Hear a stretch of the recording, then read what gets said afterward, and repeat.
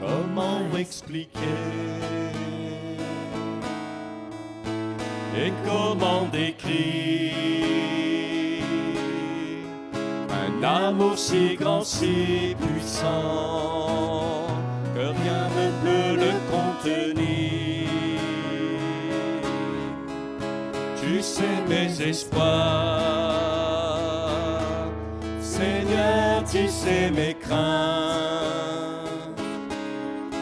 Et mes mots sont bien trop petits pour dire tout l'amour que j'ai pour toi. Alors entends mon cœur, mon esprit qui te loue, entends le chant d'amour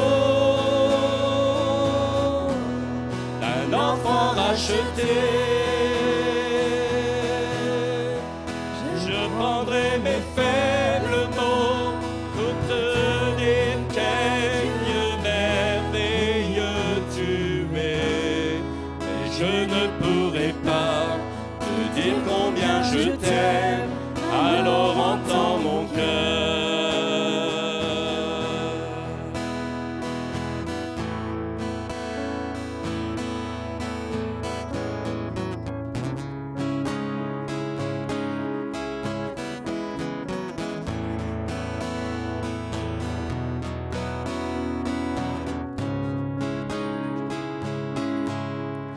Tout comme la pluie, mes mots pouvaient couler. Et si j'avais l'éternité, je ne pourrais pas l'exprimer. Et dans les battements de mon cœur, tu entendras toujours. Merci pour la vie, pour la vérité et pour le chemin. Alors entends mon cœur, mon esprit qui te loue, entends le chant d'amour, un enfant racheté. Je prendrai mes faibles mots, de dire quel Dieu merveilleux tu es. Mais je ne pourrai pas te dire combien je t'aime, alors entends mon cœur.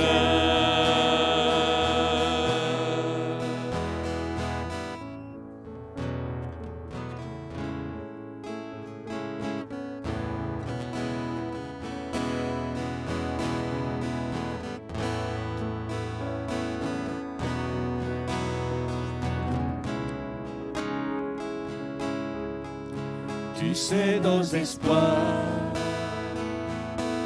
Seigneur, tu sais nos craintes. Et nos mots sont bien trop petits pour dire tout l'amour que nous avons.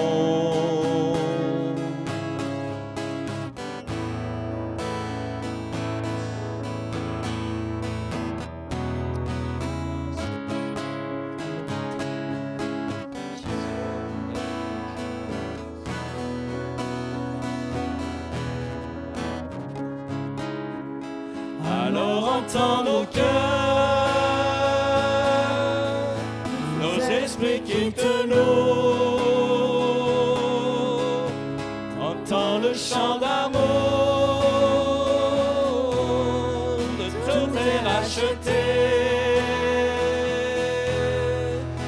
Nous prendrons nos faibles mots pour te dire quel Dieu merveilleux tu es. Mais nous ne pourrons pas te dire tout notre amour, alors entends nos cœurs. Alors entends nos cœurs, nos esprits qui te louent, entends le chant d'amour de tout est racheté. rachetés. Nous prendrons nos faibles mots pour te dire quel Dieu merveilleux tu es. Et nous ne pourrons pas te dire tout notre amour, alors entends nos cœurs. Alléluia. Voilà, on va laisser la place. Pasteur Georges Doux, c'est lui qui nous apportera la parole ce matin. Que le Seigneur le bénisse richement et nous bénisse par son moyen. Amen.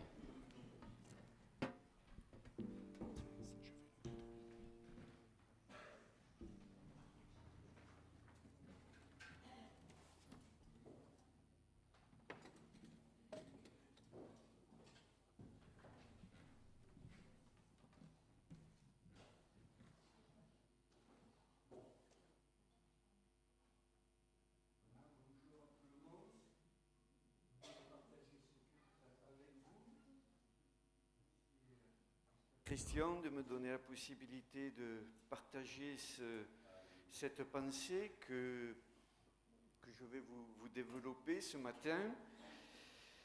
Je me disais que notre plus cher désir, c'est que nous puissions, un désir personnel, individuel, c'est que nous puissions marcher de progrès en progrès. Au final, notre souhait se trouve là pour nous, hein. C'est de marcher de progrès en progrès. Et cela nous oblige de marcher de progrès en progrès, de vivre un renouvellement de l'intelligence. On ne peut pas progresser sans un renouvellement, sinon on stagne. On ne peut pas aller plus loin que ce que nous sommes. Mais le renouvellement de l'intelligence a une heureuse conséquence, c'est que ça nous fait entrer dans une maturité. Si, en tant que chrétiens, nous ne vivons pas ce renouvellement de l'intelligence, si je reste avec une intelligence spirituelle que j'ai eue à ma conversion, avec des pensées, des idées que j'ai eues à ma conversion, et avec le temps, les années qui se sont écoulées, si cette intelligence ne s'est pas renouvelée, peaufinée, ma maturité spirituelle est bloquée. Donc, notre désir de croissance intérieure, croissance personnelle de ma vie spirituelle, eh bien, passe par le renouvellement de l'intelligence et puis par l'acquisition d'une maturité. Et donc, l'un et l'autre me font grandir dans la foi. Nous savons très bien que cette progression spirituelle ne vient pas par magie. La vie chrétienne n'est pas une vie magique. Cette progression, ces progrès passent par de nombreuses étapes. Et ces étapes, je les résume en 2 points, mais chaque point a ses sous-chapitres. Mais bon, je dirais que le premier point qui nous aide à progresser dans ma maturité, c'est l'intensité de mon engagement dans la vie de l'Église locale. Quelle est l'intensité de mon engagement dans mon Église locale ? Ça va m'aider. Mon engagement va m'aider à une certaine maturité, à aller vers la maturité. Et puis, il y aurait des sous-chapitres à cela. Et puis, le deuxième point, c'est les expériences personnelles que je fais à la maison, mes expériences avec Dieu. Alors, dans les expériences, là aussi, il y a des sous-chapitres. Et chaque sous-chapitre a son importance. Depuis le début de notre engagement avec Dieu, eh bien, nous sommes formés à devenir des disciples. Et nous nous souvenons ce que nous dit l'auteur de l'Épître aux Hébreux. Enfin, l'auteur s'adresse aux Hébreux en leur disant, mais avec le temps, vous devriez être des maîtres dans le domaine de la foi. Et en réfléchissant sur cette déclaration de l'auteur, où il interpelle les Hébreux, vous devriez être des maîtres, je me disais, mais c'est quoi un maître? Alors un maître, dans la pensée du Nouveau Testament, on s'arrête là, un maître dans la pensée du Nouveau Testament, c'est un professeur qui enseigne les choses de Dieu, mais aussi il enseigne les devoirs du chrétien. Et avec cela, eh bien, le maître, ce professeur, va donner une direction à ses disciples sur les choses de Dieu et sur les devoirs du chrétien, parce qu'on reçoit, mais aussi on a des devoirs. On n'a pas simplement de dire à Dieu « donne, donne », mais quels sont mes devoirs aussi en tant que chrétien? Donc l'auteur dit « vous devriez être de ces professeurs qui enseignent les choses de Dieu ». Et Jésus élève le niveau de notre éducation quand dans l'évangile de Luc, au chapitre 6 et verset 40, Jésus dit « Le disciple n'est pas plus que le maître, mais tout disciple accompli sera comme son maître. » Et c'est là où cela doit, enfin moi ça m'interpelle, le disciple n'est pas plus grand que le maître, ok, mais si nous ne sommes pas plus grands que le maître, tout disciple accompli sera comme son maître. Alors, un disciple, nous savons ce qu'est un disciple. C'est un élève qui reçoit l'enseignement, l'instruction des choses de Dieu. Son maître lui enseigne les choses de Dieu. Il lui enseigne, le maître enseigne à son disciple, eh bien, ses devoirs également, pour qu'il puisse être un disciple accompli. Le maître ne se contente pas d'apporter un enseignement à son disciple, mais il lui demande qu'il mette en pratique ce qu'il a reçu. Et si l'enseignement poursuit le but de bien former le disciple en lui donnant des bases, la pratique, la mise en action de ce qu'il a reçu amène le disciple à compléter son enseignement. Et c'est ainsi que ce complément va faire que le disciple est accompli. Donc, je sais que je ne vous apprends rien en vous disant que la conversion n'est que le début d'une nouvelle vie, que ce disciple que nous sommes devenus à la conversion a besoin d'être redressé et ajusté. C'est ce que veut dire aussi accompli. Dans la pensée d'accompli, un disciple accompli, c'est un disciple qui est redressé, une personne redressée, ajustée.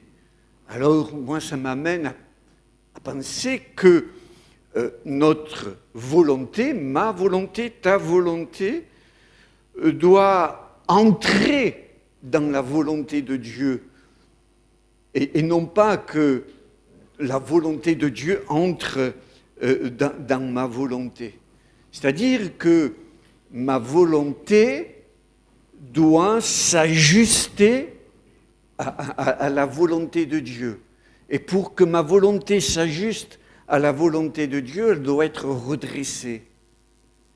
Et dans l'ajustement de ces deux volontés, il faut qu'il y ait un certain jeu, parce que si, comment je pourrais dire, les deux volontés ont la même dimension, elles ne pourront pas s'emboîter. Donc il faut qu'il y ait un certain jeu, un petit espace pour qu'il y ait un frottement normal. Et dans justement cet espace qui va faire qu'il y a un frottement normal et que ça ne se grippe pas, il faut qu'il y ait l'huile du Saint-Esprit. C'est cette huile du Saint-Esprit qui va faire que nos deux volontés, la volonté de Dieu et ma volonté, puissent coulisser, se pénétrer l'une dans l'autre. Sans vouloir passer trop de temps sur la définition du disciple accompli, nous pouvons dire que le disciple accompli possède des qualités qui font de lui une personne réparée. C'est toujours dans la définition d'accompli, réparé. Un disciple accompli, c'est un disciple réparé. Et nous avons besoin d'être réparés. Parce que nous avons tellement reçu une déformation par l'esprit du monde que pour être disciple, il faut être réparé. Toujours dans la pensée du disciple accompli, il lui a été donné un équipement, il a été équipé. C'est un complément que le maître lui a donné, un équipement. Et nous pensons, enfin moi je pense, cet équipement que nous avons reçu dans ne serait-ce que cette armure spirituelle que l'apôtre Paul nous parle dans l'épître aux Éphésiens. Et pour terminer, la définition d'être un disciple accompli, c'est que moralement, le disciple est renforcé. C'est-à-dire qu'il a des convictions. Moralement, il est renforcé. Il sait en qui il croit. Il sait en qui il croit. Moralement, il y a une œuvre qui s'est faite en lui et qui renforce cette conviction. Donc,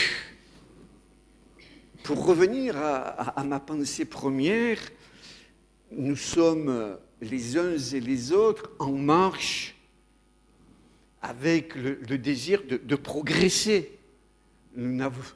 Notre désir n'est pas de rester toujours au même niveau spirituel, comme je le disais, de notre conversion. Nous avons besoin de pouvoir évoluer. Si l'on devait faire le bilan,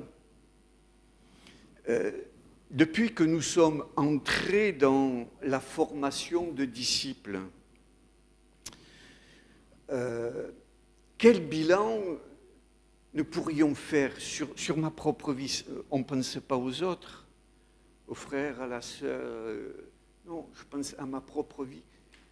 Quel bilan je peux faire sur ma vie de chrétien, disciple? Sommes-nous, ou es-tu, un disciple accompli?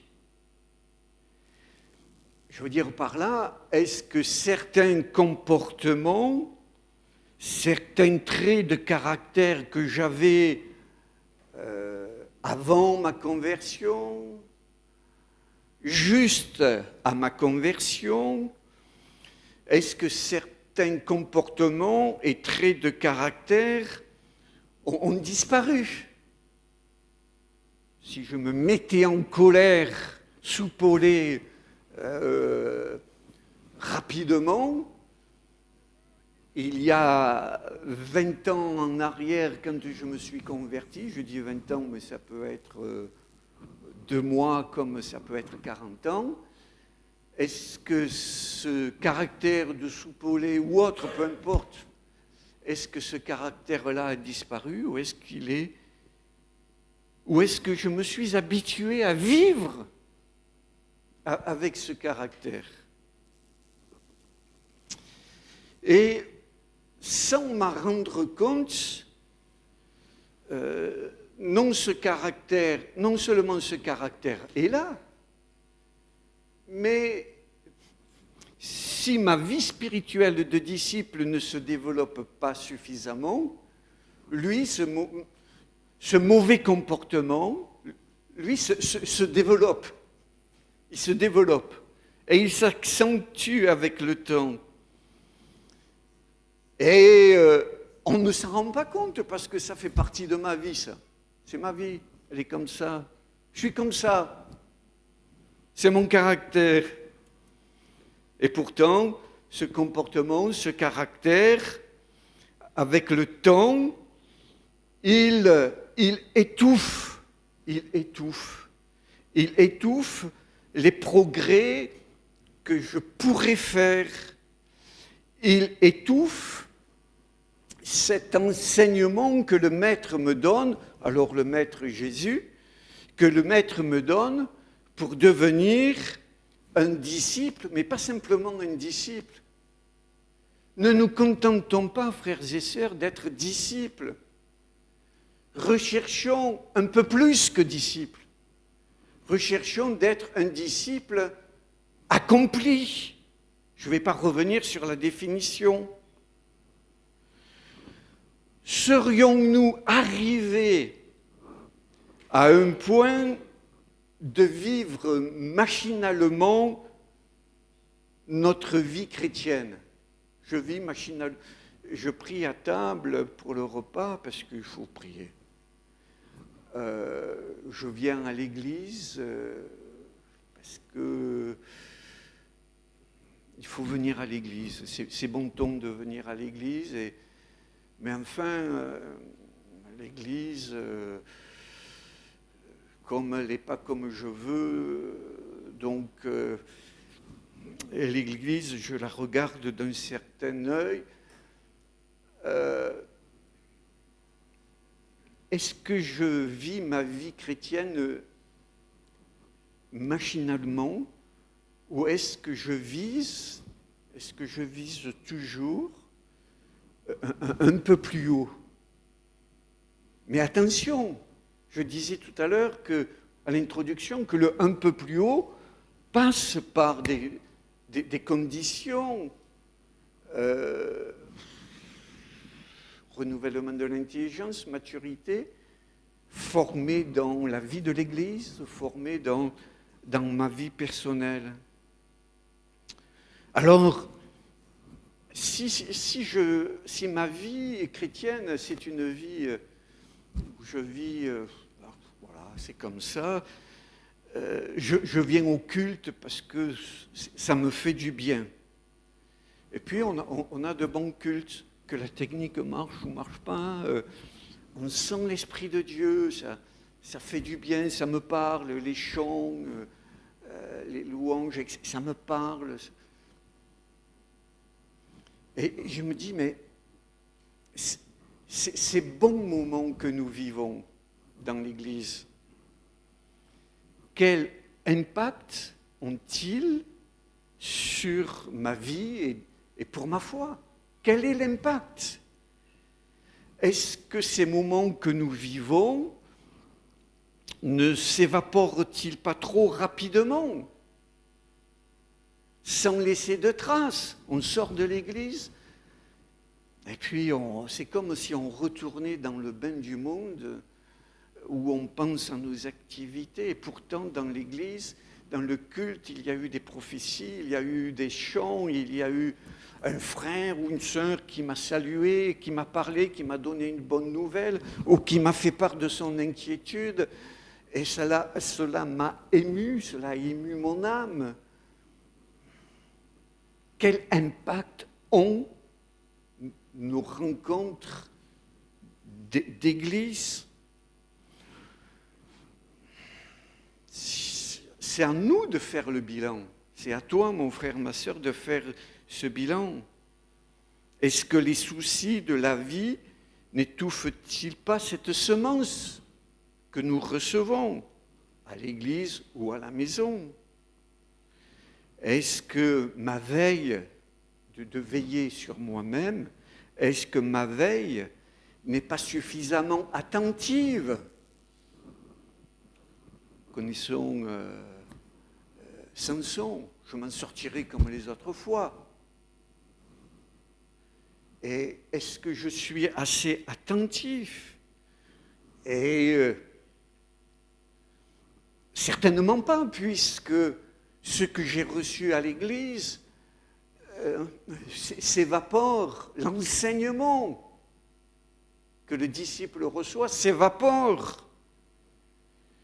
Nous devrions être des maîtres depuis le temps. Nous devrions être des maîtres. Et parce que nous ne veillons pas suffisamment, eh bien, nous laissons les oiseaux du ciel venir voler cette semence que le Saint-Esprit, par différents moyens, a déposée dans nos cœurs. Ou justement, ce cœur est-il suffisamment labouré? Donc, est-il suffisamment préparé? Est-il suffisamment amoureux pour Dieu pour recevoir cette semence? Ou peut-être que ce cœur mal labouré ou pas suffisamment labouré, eh bien, il n'est pas prêt à recevoir la semence. Il ne peut pas recevoir toute la semence. Dans le psaume 18, verset 29, David fait cette déclaration, cette prière. Oui, alors bien sûr, il s'adresse à Dieu. Oui, tu fais briller ma lumière. L'Éternel, mon Dieu, éclaire mes ténèbres. Tu fais briller ma lumière. Une lumière brille, sinon ce n'est pas une lumière. Mais David dit, tu fais briller ma lumière. Tu es la source de ma lumière. Sans ta lumière, ma lumière ne peut pas briller. Ma lumière, ma lampe est éteinte. C'est toi qui es la force de ma lumière, l'origine, la source. Mais ce qui m'interpelle, c'est l'Éternel, mon Dieu, éclaire mes ténèbres. Alors, 2 secondes avant, il dit, tu fais briller ma lumière, et maintenant, il dit, éclaire mes ténèbres. Il se trouve dans les ténèbres. Comment peut-il être dans la lumière et en même temps dans les ténèbres? Tout simplement parce que David appelle ténèbres tout ce qui concerne sa compréhension qui est fourvoyée.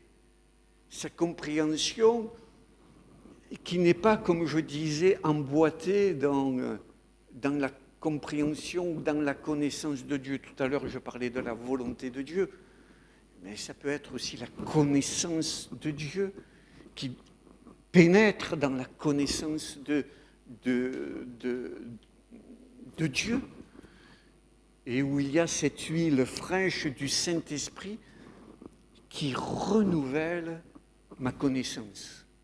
Ce n'est pas que ma connaissance amène un enseignement que jamais personne n'a enseigné.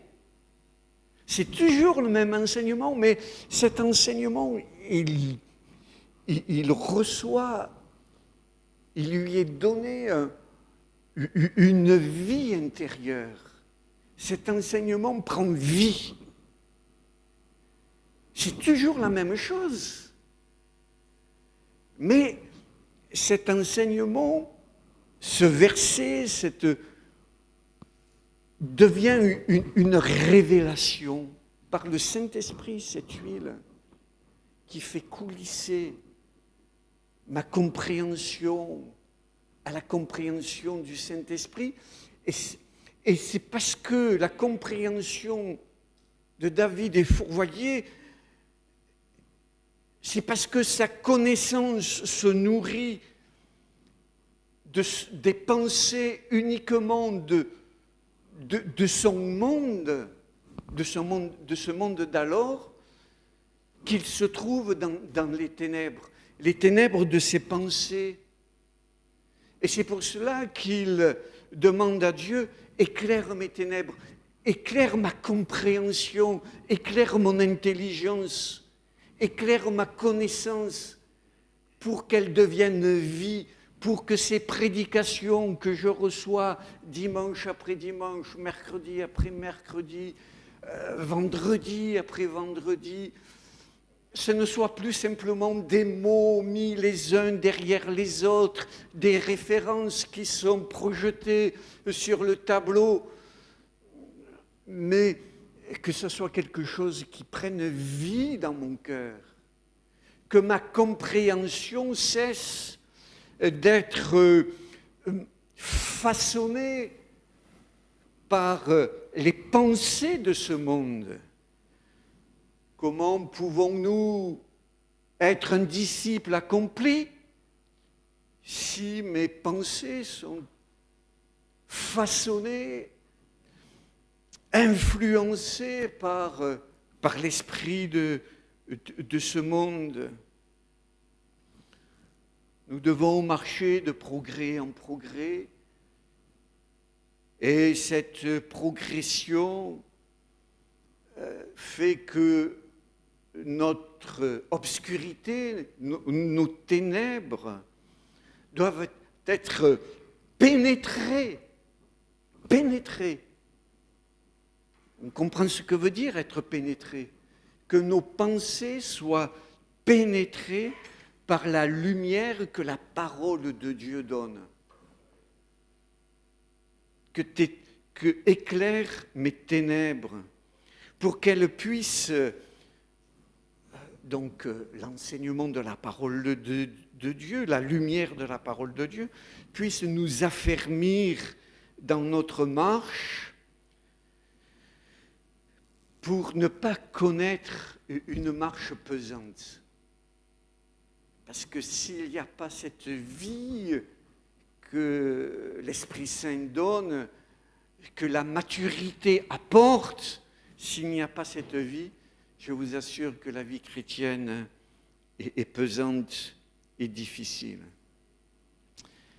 Ces ténèbres,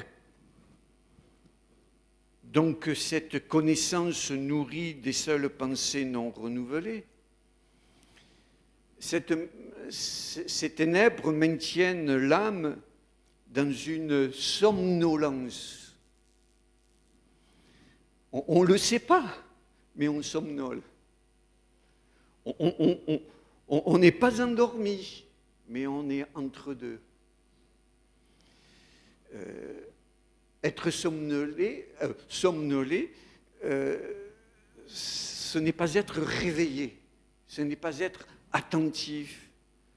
Bref, somnoler, c'est vivre dans une tiédeur qui, tiédeur, nous empêche de marcher de progrès en progrès. Nous avons raison, frères et sœurs, de rechercher les dons de guérison, les dons de prophétie. Nous avons raison et il faut demander les guérisons. Mais il faut aussi, guérison, les dons, je dirais. Mais que nous puissions aussi avoir un cœur disposé à entrer dans une plus grande maturité par une intelligence renouvelée. les ténèbres, eh bien, nous cachent la révélation ou nous cachent la connaissance apportée par une révélation. Les ténèbres nous font oublier que l'on doit se considérer. Ce mot est important. Ce verbe, se considérer. Considérez-vous, dit Paul, comme mort au péché. Il faut que on est mort au péché. Mais les ténèbres nous font oublier cela. Tout comme elles nous font oublier de nous donner à Dieu.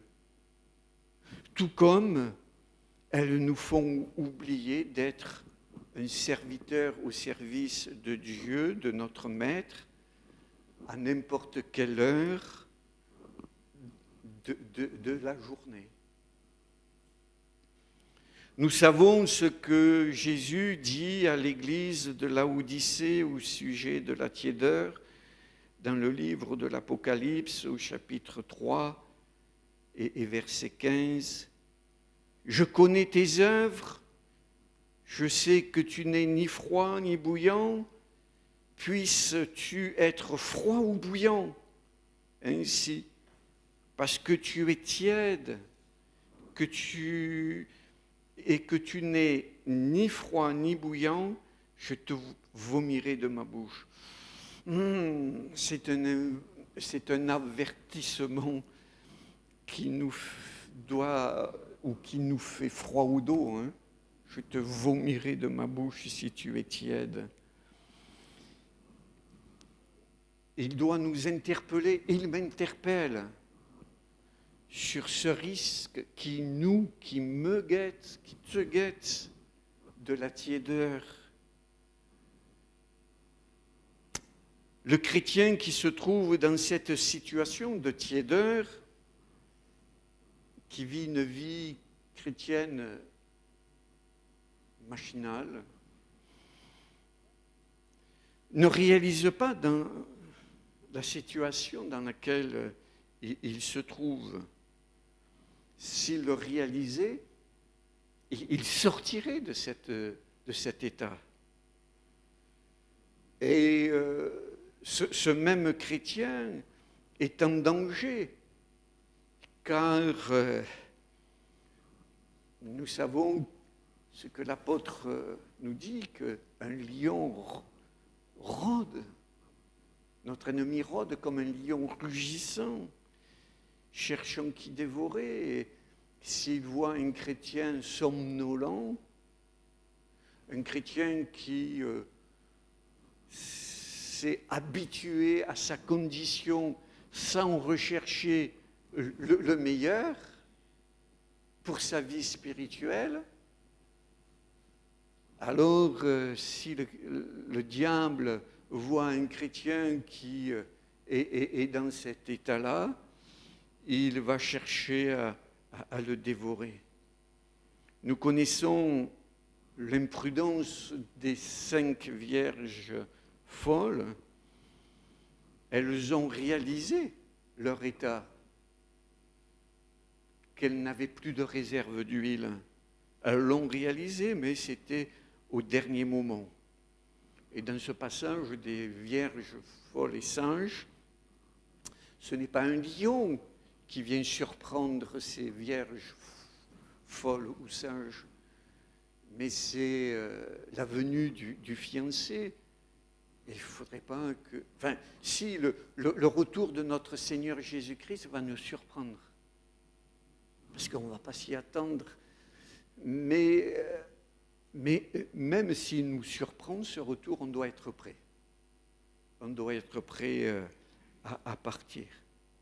Nous savons que depuis toujours, en nous, il y a ce combat, cette rivalité, un conflit entre ma volonté et la volonté de Dieu, ou ma vie et la vie de Dieu, mon engagement et ce que Dieu attend de mon engagement.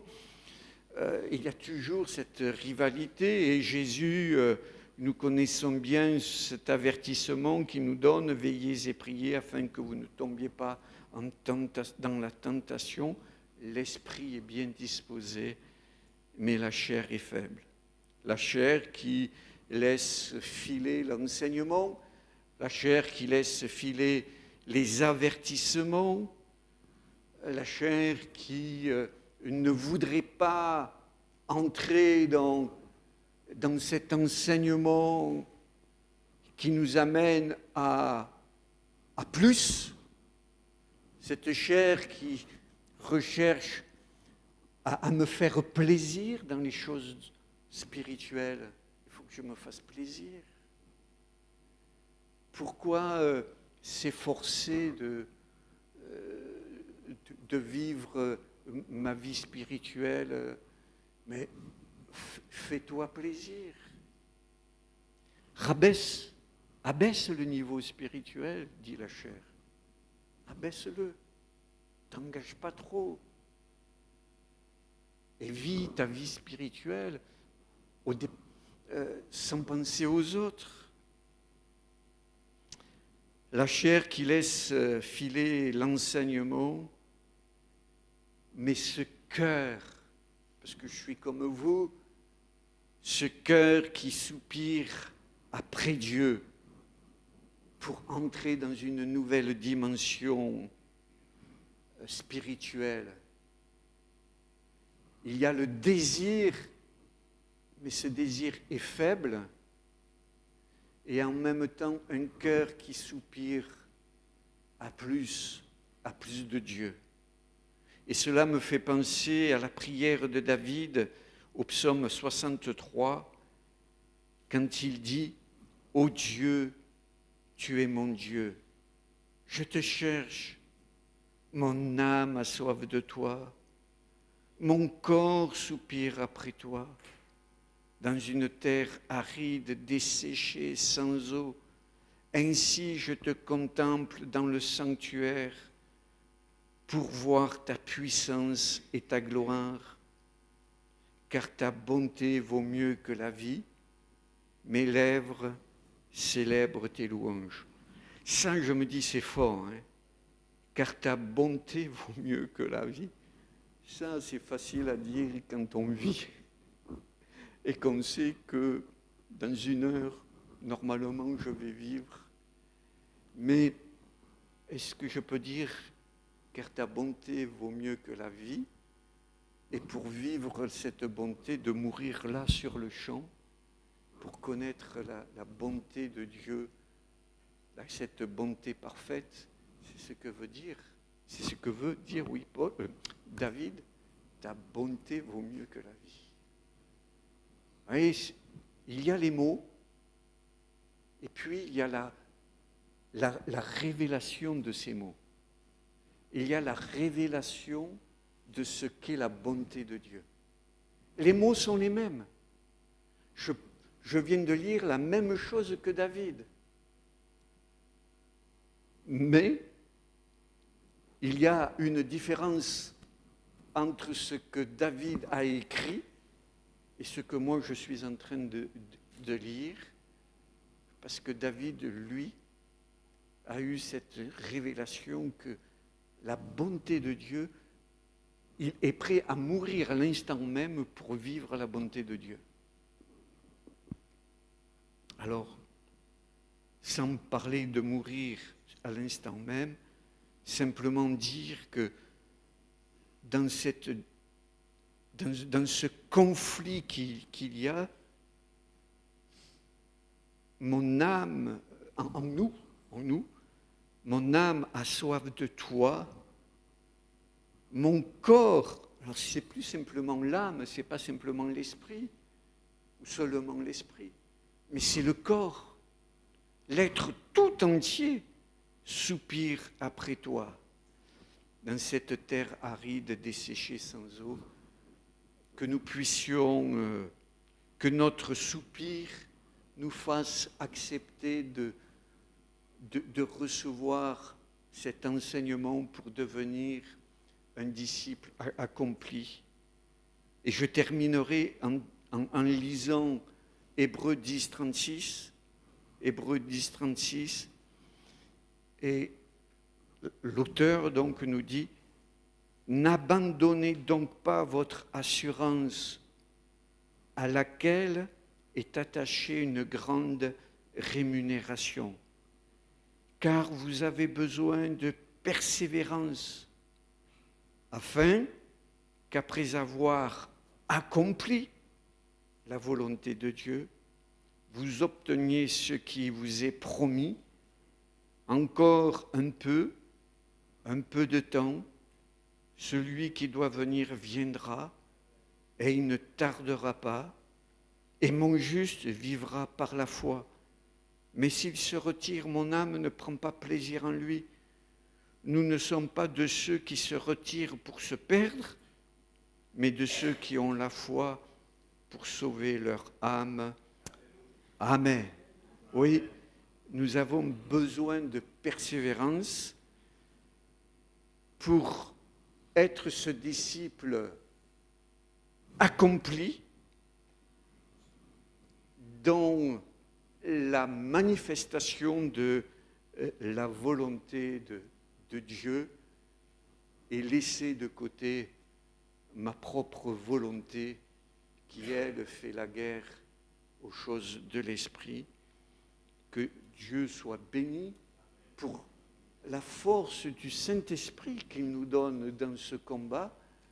Nous ne partons pas vaincus, nous partons vainqueurs, et nous sommes vainqueurs à condition, bien évidemment, de prendre ce qui est que Dieu met à notre disposition. C'est là que nous serons vainqueurs. Mais si nous regardons le train passé, si nous regardons les jours passés, si nous écoutons enseignement sur enseignement et que cela ne provoque pas une nouvelle dimension dans ma vie spirituelle, alors j'ai besoin d'ouvrir mes yeux et après avoir fait cet état de lieu de ma vie, de dire « Seigneur, je dois repartir dans une nouvelle dimension pour que ma vie spirituelle soit heureuse. » Que son nom soit béni et que son esprit, ce matin, nous saisisse les uns et les autres. Notre Seigneur, notre Dieu, nous te bénissons, te remercions